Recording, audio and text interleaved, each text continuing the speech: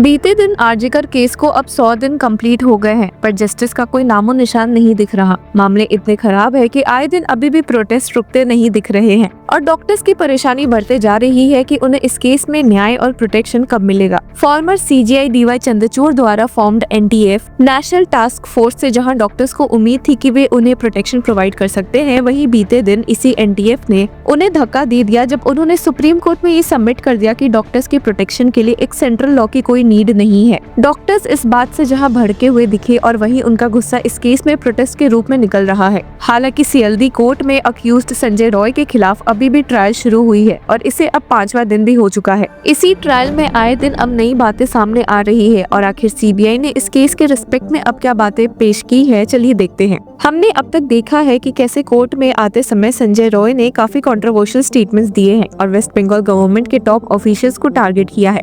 ऐसा कुछ दोबारा ना हो इसलिए पुलिस ऑफिशियल ने जब कोर्ट में संजय रॉय को पेश किया था तब गाड़ियों और हॉर्न को इतना बजाया था कि अगर संजय रॉय मीडिया से कुछ बात भी कर पाए तो उन्हें कुछ सुनाई ना दे। और इसी के साथ अब इस केस में 9 लोगों की टेस्टिमनी ले ली गई है एडिशनल डिस्ट्रिक्ट और सेशंस जज अनिर्बन दास के सामने। और आपको बता दें कि अब इस केस में उन मजिस्ट्रेट ने भी टेस्टिमनी दे दी है जिन्होंने इस केस में डेड बॉडी का इंक्वेस्ट रिपोर्ट तैयार किया था। आपको याद दिला दे कि before the postmortem a judicial magistrate examines the dead body and prepares a report. इसी को इंक्वेस्ट रिपोर्ट या सूरत हाल रिपोर्ट भी कहते हैं और इस इंक्वेस्ट रिपोर्ट को भी लेकर काफी कंट्रोवर्सी उठी थी। जब इस टेस्ट को जहां 1 घंटे लगता है वही इसमें सिर्फ 20 मिनट लगे थे। मजिस्ट्रेट पर इसके लिए भी काफी बैकलैश उठा था, पर बाद में पता चला कि उन्हें इस टेस्ट के लिए टाइम ही कम मिला था। अब जहां इस केस में अभी भी सीबीआई के खिलाफ उंगलियां उठ रही है कि भला वे केस कब सॉल्व करेंगे, वही उन्होंने अब क्लेम किया है कि उन्हें इस केस की जांच के दौरान बहुत ही इंक्रिमिनेटिंग एविडेंसेस मिले हैं। ये कहते हुए कि इन्वेस्टिगेशन अब एक क्रूशियल स्टेप पर आ चुका है। सीबीआई ने बताया कि उन्हें 5 हार्ड डिस्क और काफी डीवीआरस मिले हैं जिसमें कि सीसीटीवी फुटेज मौजूद है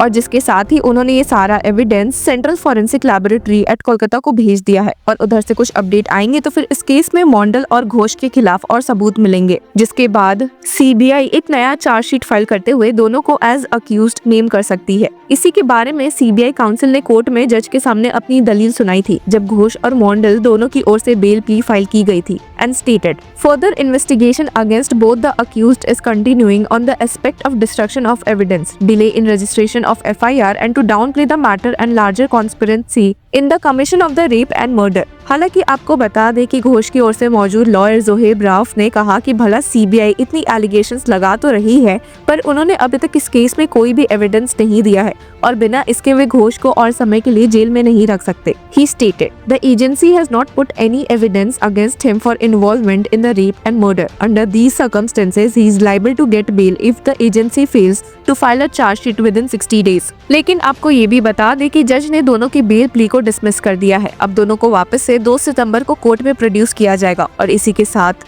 अब ट्रायल कोर्ट में अनिर्बन दास के सामने उन वेस्ट बंगाल पुलिस ऑफिशियल्स की भी टेस्टिमनी ली जाएगी जो कि इस केस के इनिशियल प्रोसेस में शामिल थे और जिसके बाद ये केस सीबीआई को सौंपा गया था। Meanwhile at the special CBI court at Alipur, CBI moved a plea to interrogate Suman Hazra and Biplab Sinha in judicial custody. इन दोनों के खिलाफ सीबीआई को फाइनेंशियल इरेगुलरिटीज केस में काफी एविडेंस हाथ लगे थे और इसी की वजह से सीबीआई ने स्टेट भी किया कि the DO's interrogation was essential at this stage. हालांकि ये दोनों भी बेल की मांग करते हुए अब सामने आ चुके हैं और सिन्हा के लॉयर इंद्रजीत अधिकार ने स्टेट किया कि we have moved a bail plea for Sinha only. The case will be heard next on December 2। आपको बता दें कि बिप्लब सिन्हा के खिलाफ सीबीआई के हाथों बहुत ही सीरियस एविडेंस मिला है जो कि उन्हें डॉक्टर संदीप घोष से भी जोड़ रही है। यहीं पर मेडिकल रेप केस और फाइनेंशियल इरेगुलरिटीज के लिंक की बात सीबीआई को पता चली है। सूत्रों से पता चला है कि लास्ट फाइनेंशियल ईयर में आरजीकर हॉस्पिटल में respiratory medicine inhalers worth lakhs of rupees for chest medicine department को एक फर्म इन ऋषिदा हुगली से खरीदा गया था जो कि एक ग्लोबल ऑर्गेनाइजेशन है। ये बात इसलिए भी इतनी हाईलाइट हुई है क्योंकि इस फर्म के पास वो स्पेसिफिक लाइसेंस नहीं थे for participating in government hospital tenders और यहीं पे इस स्कीम में विक्टिम डॉक्टर भी शामिल हुई है। तो बात ऐसी है कि फीमेल विक्टिम डॉक्टर इसी चेस्ट डिपार्टमेंट की एक मेंबर थी और ये अंदाजा लगाया जा रहा है कि शायद उन्होंने इस पूरे स्कीम का राज पता लगा लिया था जिसकी वजह से उनके साथ ऐसा कुछ देखने को मिला है। अब इस केस में सीनियर डॉक्टर्स ने भी क्लेम किया था कि वे विक्टिम डॉक्टर ने इस बारे में अथॉरिटीज को काफी बार कंप्लेन किया था। सूत्रों की ये बातें जिन्हें सुनकर किसी का भी संदेह स्ट्रॉन्ग हो जाएगा कि इस रेप और मर्डर के पीछे एक बड़ी साजिश है। केस और पेचीदा तब हो जाता है जब ये बात भी सामने आ जाए कि शायद हुगली में बेस्ड इस फर्म का नाम माँ तारा ट्रेडर्स है और जिसके ओनर ऑलरेडी जुडिशियल कस्टडी में बंद है। और यही बात हो रही है बिप्लव सिन्हा की। Biplab Sinha was known to be a confidant of former RG Hospital and college principal Sandeep Ghosh, who is also in judicial custody। अब इस केस में आगे क्या होगा ये तो वक्त ही बताएगा, पर चलिए उसके साथ एक नजर डाल लेते हैं डॉक्टर्स की नॉन स्टॉप प्रोटेस्ट पर। अति द्रुतता से ये जांच करके जो दोषी है सबको लाया जाए। और संजय राय ही दोषी नहीं है, उसके साथ और भी बहुत दोषी है। अकेले संजय राय का ये करना असंभव है। तो हम चाहते हैं जितने जन दोषी है सबको कटघरे पे लाया जाए, सबको कैपिटल पनिशमेंट हो। ये हम चाहते हैं सीबीआई से चार्जशीट उनका स्ट्रांग बने। हम चाहते हैं सप्लीमेंट चार्जशीट में जो भी आए सबका नाम ले। उन्होंने बहुत जन को इन्वेस्टिगेट किया है, उन्होंने संदीप घोष को। Today when we went in, we were very, very hopeful because we also have a common goal, or so that we thought, of ending this dreadlock system. For 41 days counting, we have been on the streets demanding for basic human rights, demanding for justice, demanding for threat culture to end in our own healthcare facilities. We also not only demanded our own healthcare facility to improve, but also for patient care to improve, for the citizens to benefit from this by having some transparency in the healthcare recruitment boards and also transparency in the patient referral systems, by having some fair means in those systems as well. We were told that whatever points that we are making, they are very, very valid, and we were given assurances verbally.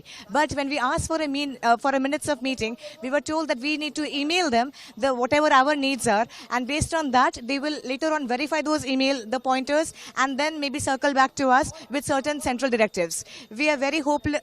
We right now feel very hopeless. We want to resume work, but with the threat culture still prevalent, with the perpetrators still going about in the society aside us, with the patients still suffering because of a non-transparent referral system, we still question the system. We still are very, very not satisfied with what happened today. We were very hopeful when we walked in. We right now are in the same magnanimity, aggrieved, and we don't know how to address this. आज हम लोग आए थे यहाँ पे सदस्यता से meeting करने के लिए, लेकिन कोई जब मीटिंग चल रही थी तब चीफ सेक्रेटरी ने सब चीज़ में राजी किया, लेकिन आफ्टर मीटिंग हम जब मिनट्स मांग रहे थे तो मिनट्स में कुछ ऐसा चीज़ उठ के आए जो हमारे डिमांड से उस पर बात ही नहीं हुआ। हम अपने मिनट्स में लिखे थे, हम अपने डिमांड्स में लिखे थे कि हम अपने साथ हमारे नर्स, हमारे हेल्थ केयर जो लोग भी है, और साथ में जो पेशेंट है, सबके लिए हम लोग ने लिखा था कि ताकि एक प्रॉपर रेफरल सेंटर खुले, एक प्रॉपर बेड लिस्ट निकले, ताकि पेशेंट को इधर से उधर घूमना ना पड़े। लेकिन इसके बाद भी Till then, keep following Law Chakra.